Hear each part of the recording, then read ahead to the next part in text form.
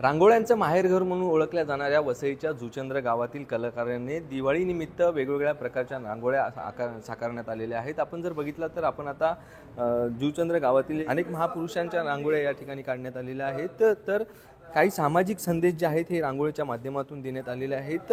असं वाटतही देखील नाही की ह्या रांगोळ्या आहेत किंवा फोटो आहेत, मात्र या कलाकारांनी 8 ते 9 तास परिश्रम करून ह्या हुबेहूब अशा रांगोळ्या या ठिकाणी साकारण्यात आलेल्या आहेत। ऑपरेशन सिंदूर हा देखील रांगोळीचा प्रकार या ठिकाणी साकारण्यात आलेला आहे। आणि ही जर रांगोळी जर बघितली तर आपण या साईडने आई एकविराचं दर्शन होतंय, तर त्या साईडने जर बघितलं तर विरारची प्रसिद्ध असणारी जीवदानी माता या देवीचं दर्शन होत आहे। आणि अशा पद्धतीने या ठिकाणी हुबेहूब अशा रांगोळ्या काढण्यात आलेल्या आहेत। ऑपरेशन सिंदूर या ठिकाणी रांगोळ काढून या ठिकाणी सामाजिक संदेश देण्यात आलेला आहे।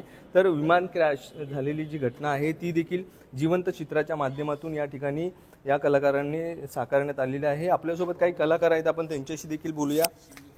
काय सांगाल आपण, आज ऑपरेशन सिंदूर ही रांगोळ या ठिकाणी साकारलेली आहे?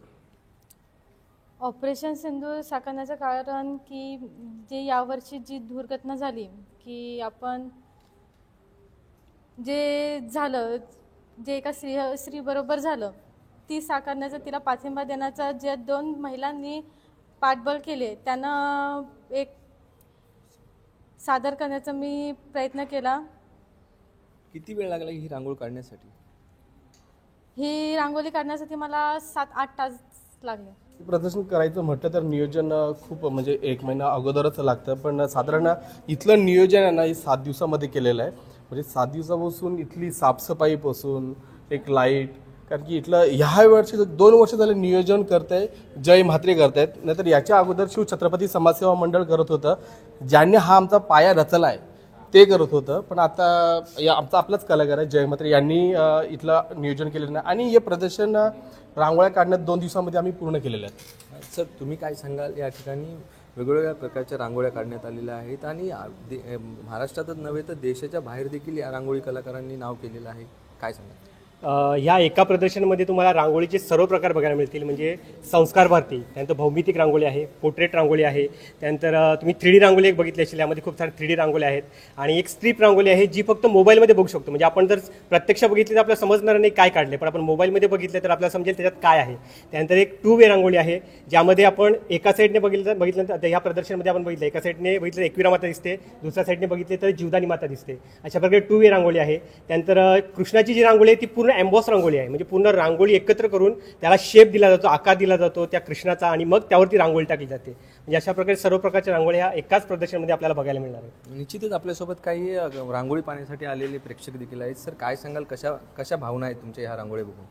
खरं म्हणजे मी सालाबाद प्रमाणे हे रांगोळी प्रदर्शन पाहण्यासाठी होते आणि विशेष म्हणजे ह्या प्रदर्शनामध्ये पूर्ण एका वर्षात जे घडलेल्या घटना आहेत, ज्या सामाजिक संदेश दिला पाहिजे, हे कलाकार त्या पूर्ण वर्षभराचा संदेश देतात। दुसरं म्हणजे नवीन कलाकृती काहीतरी निर्माण करायचं स्वतःचं इन्व्हेन्शन आहे या कलाकारांमध्ये। येथील प्रत्येक कलाकार हा आपला तासनतास घालवतो। विशेष करून म्हणजे दिवाळीच्या ह्या वेळेत घरदार सोडून हे कलाकृती करणं आणि त्याला कुठलाही 1 रुपया न घेता खरं नियोजन स्वतः कलाकार करतात, हे विशेष आहे। म्हणजे स्वतःची कला दाखवण्याचं काम आता स्वतः कलाकारावर आलं आहे। आणि मी असं सांगतो की जुचंद्रमध्ये कलाकारांची कमी नाही आणि जुचंद्र हे कलाकारांचं गाव मानलं जातं। खरं म्हणजे ज्या इथे खेळाडूंना प्रोत्साहन देण्यासाठी स्पर्धा भरवल्या जातात क्रिकेटच्या किंवा अन्य काही, मग ह्या जेव्हा त्या राजकीय पुढाऱ्यांच्या जेव्हा चढाओढ होतात, मग ह्या कलाकारांना प्रोत्साहन देण्यासाठी का नाही पुढाकार घेत? मी स्वतः इथे आता मी आश्वासन दिलं की जिथे पिकतं तिकडे विकलं जात नाही असं वाटलं। खरं म्हणजे प्रोत्साहन दिलं पाहिजे, पण मी यांच्याशी चर्चा केली की आपण शासन कुठेतरी या कलाकारांकडे कानाडोळा करते। शासनकडे डोळेच नाहीत असं मला वाटतं, तर डोळे असतात तिकडे प्रदर्शन बघायला आणि प्रोत्साहन द्यायला आले असते। म्हणून मी स्वतः याचा पाठपुरावा करणार आहे। महानगरपालिका येथील स्वतः ज्या भ्रष्टाचार चालू आहे तो भ्रष्टाचार कमी झाला असता तर निश्चितच या कलाकारांना प्रोत्साहन देण्यासाठी वेगळी विशेष निधी मी मागणी करणार आहे की वसई विरार महापालिकेने इथे एवढा डेव्हलपमेंटचा टॅक्स गोळा करतात, या कलाकारांच्या भूमिपुत्रांच्या जमिनीवर हे उभारलेलं आहे आणि त्या भूमिपुत्रांच्या जमिनीवर जर ही कलाकार आपली कलाकृती सादर करत असतील, तिकडे 0% तुमचं जर सहभाग असेल तर निश्चितच आम्ही आमचे पैसे, आमच्या टॅक्सचे पैसे आमच्या कलाकारांना कसे वापरायचे याच्यासाठी आम्ही एक रांगोळीच्या मार्फत आंदोलन उभारू आणि निश्चित महाराष्ट्र शासनाने सुद्धा याच्याकडे लक्ष दिलं पाहिजे. स्वतः आम्ही यांना आमच्या संस्थेमार्फत सुद्धा आश्वासन केलं आहे की पुढल्या वर्षी आपण शहरी भागात सुद्धा एक प्रदर्शन करू, जेणेकरून हे भारताचं प्रतिनिधित्व करतात. हे कलाकार आपल्या गावात एक परंपरागत म्हणून काढतायत. यांना बाहेरून भरपूर कॉल्स येतात कलाकृती काढण्यासाठी. ह्या कलाकारांना टिकवायचं असेल, जर भारताचं प्रतिनिधित्व करत असतील आणि यांना जर टिकवायचं असेल तर मला वाटतं की ह्या कलाकारांना टिकवण्यासाठी शासनाने पुढाकार घेतला पाहिजे आणि मी स्वतः या कलाकारांसोबत आता पुढे असेल.